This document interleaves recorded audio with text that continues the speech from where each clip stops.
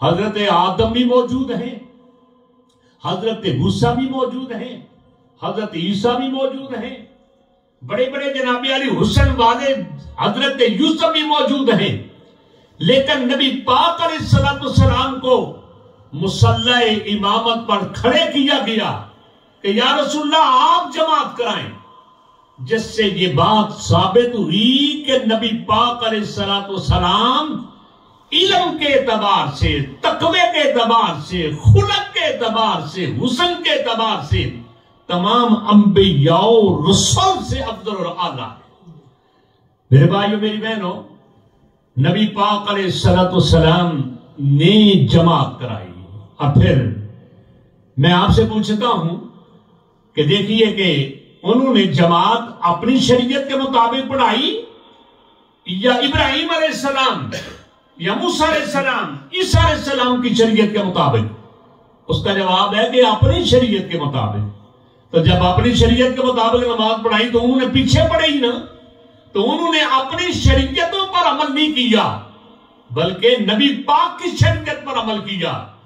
तो जब नबी पाक की शरीयत पर अमल किया तो पता ये चला मूसा अलैहिस्सलाम भी आज नबी पाक की शरीयत के जनाबे आली पैरोकार, हजरत ईसा अलैहिस्सलाम भी, बड़े बड़े बुजुर्ग, बड़े बड़े अंबिया और रसूल अपनी शरीयतों पर अमल नहीं कर रहे बल्कि सरकार की शरीयत पर अमल करके ये बता रहे हैं कि आज इमाम हमारे नबी पाक हैं, लिहाजा आज हम अपनी शरीयतों को छोड़ते हैं, इनकी शरीयत पर अमल करते हैं।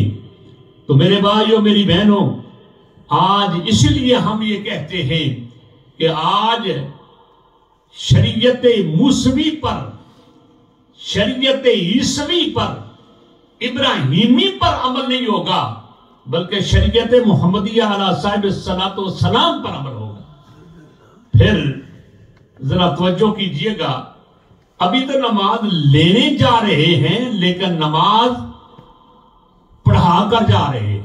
और किन को पढ़ा कर जा रहे हैं? जो कि पहले इमाम भी थे, नबी भी थे, जिससे ये बात साबित हुई।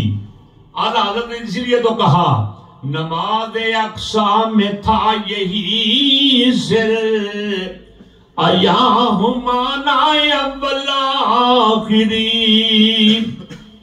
और दस्त बस्ता खड़े हैं पीछे हाजरी, जो सल्तनत पहले कर गए थे। नबी पाक अलैहिस्सलाम ने नमाज पढ़ाई और उसके बाद फिर वहां मेराज कॉन्फ्रेंस हुई। हजरत आदम अलैहिस्सलाम ने भी, मूसा अलैहिस्सलाम ने भी, ईसा अलैहिस्सलाम ने भी, अंबिया किराम अलैहिस्सलाम ने बारी बारी खिताब किया और बाद में नबी पाक अलैहिस्सलाम ने भी खिताब फरमाया।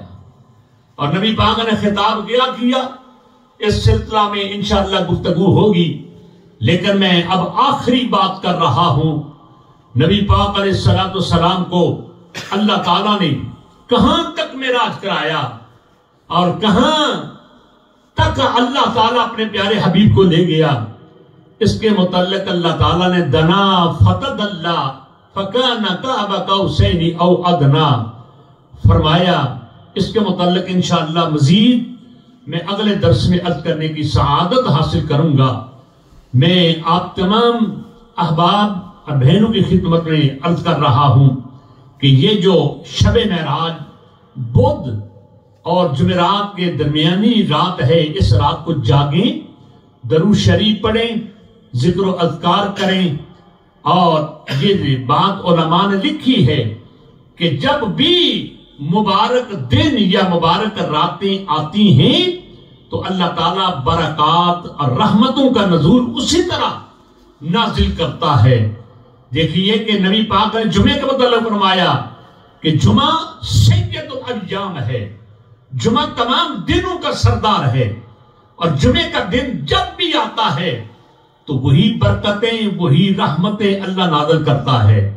लैलतुल कदर तो एक ही रात है ना जब कुरान नाज़िल हुआ, लेकिन उलमा फरमाते हैं जब भी लैलतुल कदर आती है तो अल्लाह ताला 83 साल 4 माह की रातों से भी बढ़कर अजर और सवाब अल्लाह ताला एक आबिद या आबिदा को, एक जाकिर या जाकिरा को अता करता है।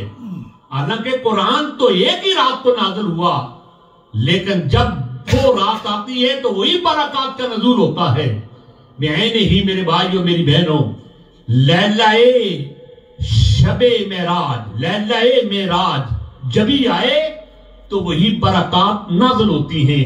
लिहाजा आप खुद भी जागें, घर वालों को जगाएं और दुरूद व सलाम पढ़ें, और हो सके तो 12 रकात नफल भी पढ़ें, जिनमें सूरह फातिहा के बाद आप कोई भी सूरत पढ़ें। ज्यादा लोग